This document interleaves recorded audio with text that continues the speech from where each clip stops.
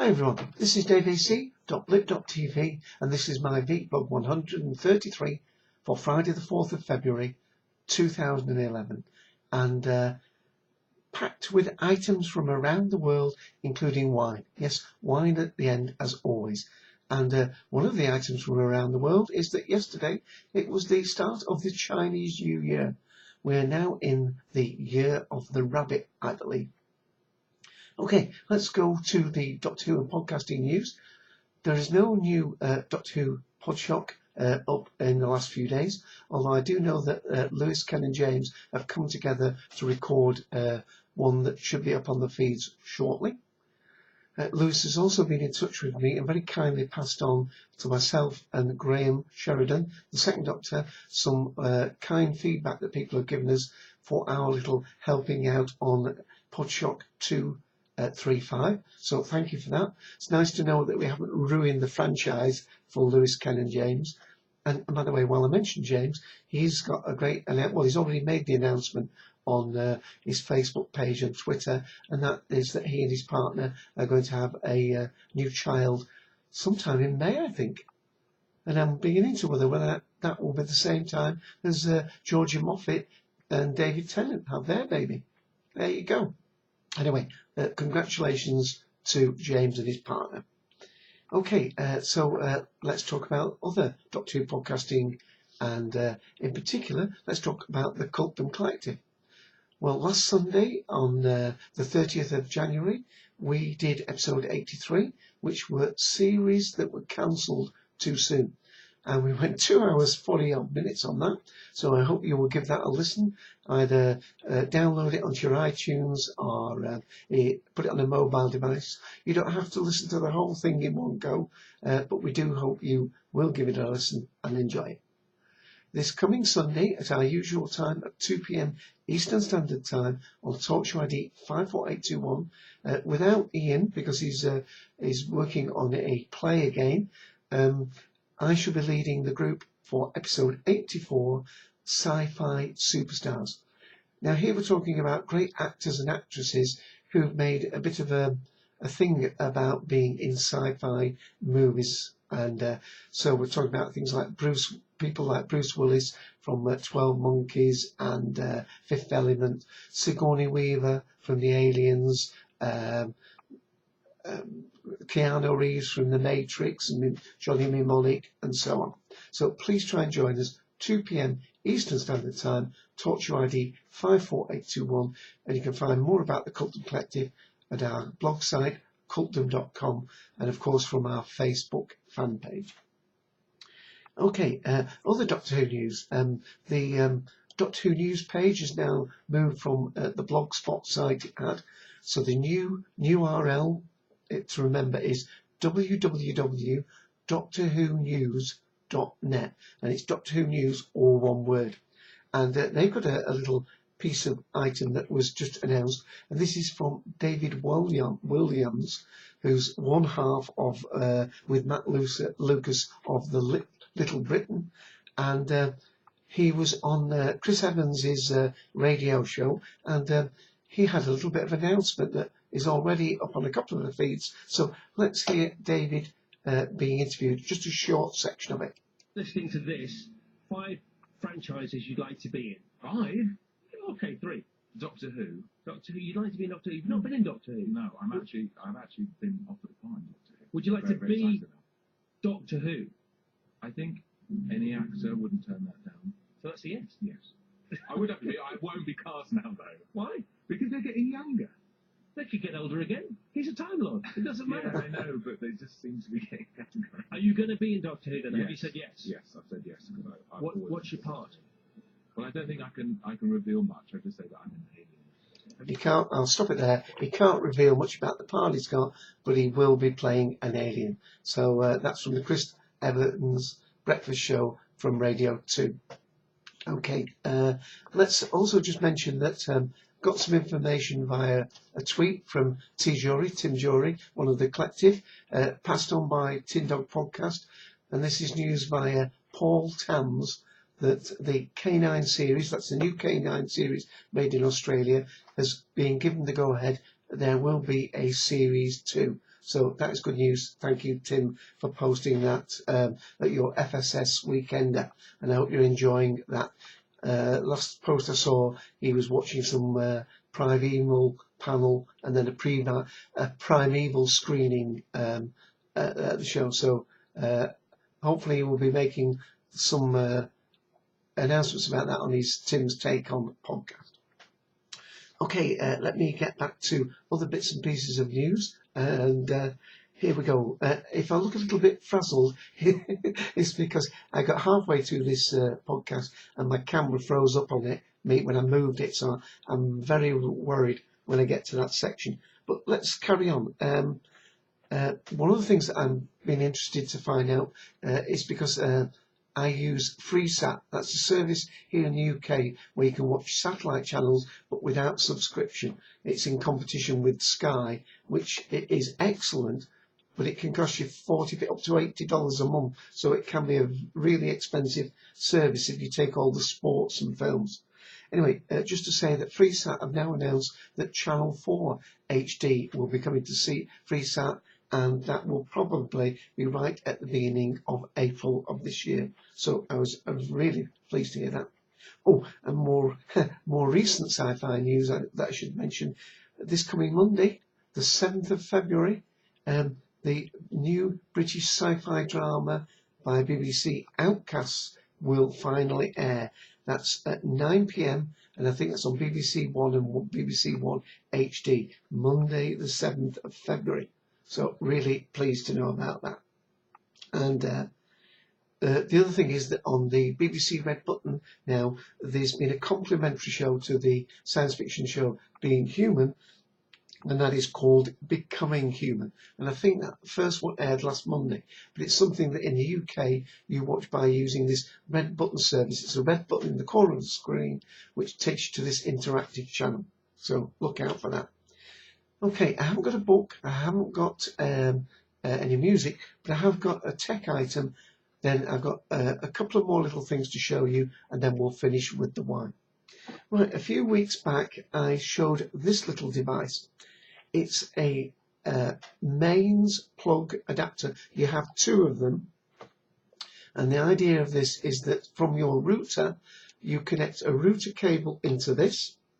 This plugs into any main socket in the same room, and if you want to receive the internet without using wireless in another room, you plug a second one of these. You buy them as a set of two.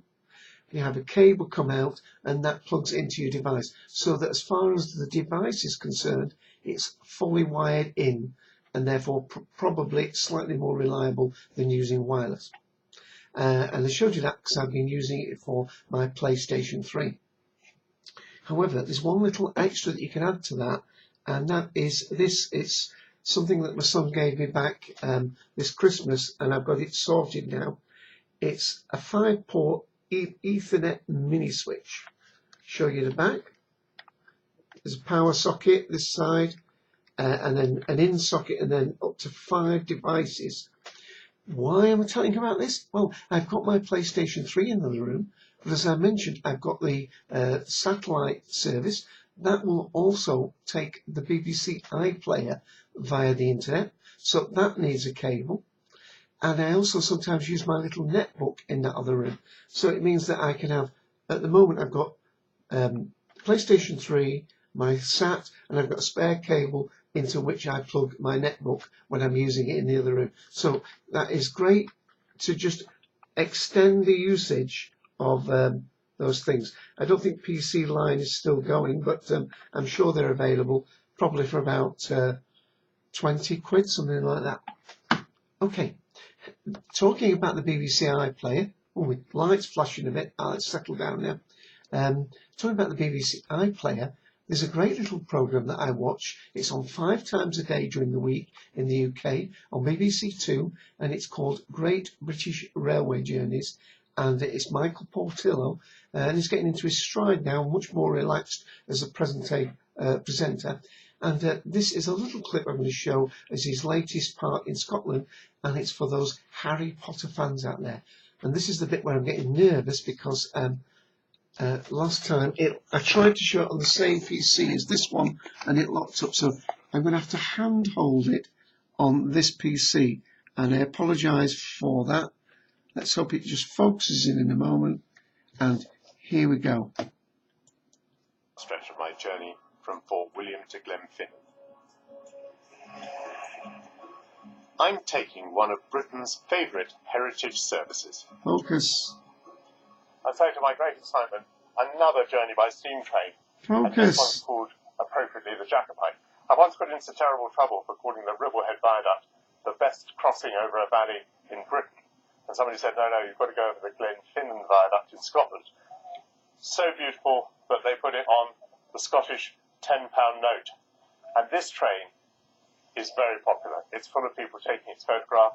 Why? Well, not only because it's a magnificent railway, but also because it was once taken by a small boy called Harry Potter. Call the Jacobite.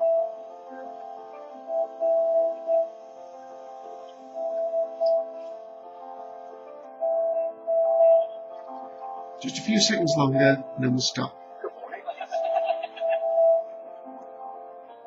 The chance to ride on the real-life Hogwarts Express is certainly entertaining. But for me, the real draw is the romance of steam. And I'll stop it there. Sorry about it being slightly out of focus, but at least my camera didn't lock up, and we have to be grateful for that. Well, I'm certainly grateful for that. Okay, let's get to the wine. Oh, just before I get to the wine, I just must mention that if you're on Facebook, one of the fan sites that I frequent is Naked Wines. Just put in the search engine Naked Wines, and you'll see, because there was a question up on the site today, and it said, it's Friday afternoon and the weekend is just around the corner, and we're debating which wine to open to lead us into the weekend. Any suggestions? Well, of course, I couldn't resist that, so I posted up a picture of one of my favourite Naked Wines, and that is this one, and I'll show you the bottle. It's not the one I'm testing today, but it's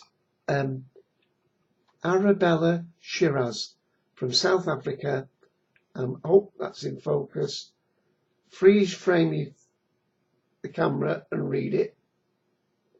14.5%. That is delicious, and anybody who is a Naked Wine user, at least test the Arabella Shiraz once in your membership. But we've got a different wine for ourselves today, and this is another Shiraz. It's Barossa Drive. That's not quite in focus, is it? Let's get it focused, David. There we are. Coming into focus now. There we are. Barossa Drive, 2008, Reserve Shiraz. And again, as soon as it gets into focus, freeze your camera. And it's 14% ripe, plump and spicy blackcurrant with beautifully integrated toasty oak. That's what we're hoping to get. And here it is. And it is a beautiful purpley colour indeed. I'm not sure how well that comes across on the video, but it's lovely. And I've been getting lots of fruity flavours. Oh yes, that's very fruity. In fact, it's quite similar to the Arabella when I think about it. Let's have a taste.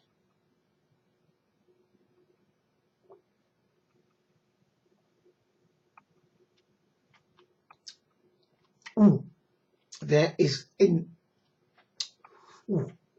there's quite a bit of, well, there's a lot of fruit in there indeed, but it's right, there's plum as well as blackcurrant in this, and there's that like vanilla and toasty oatiness. Let me have a little taste of that again.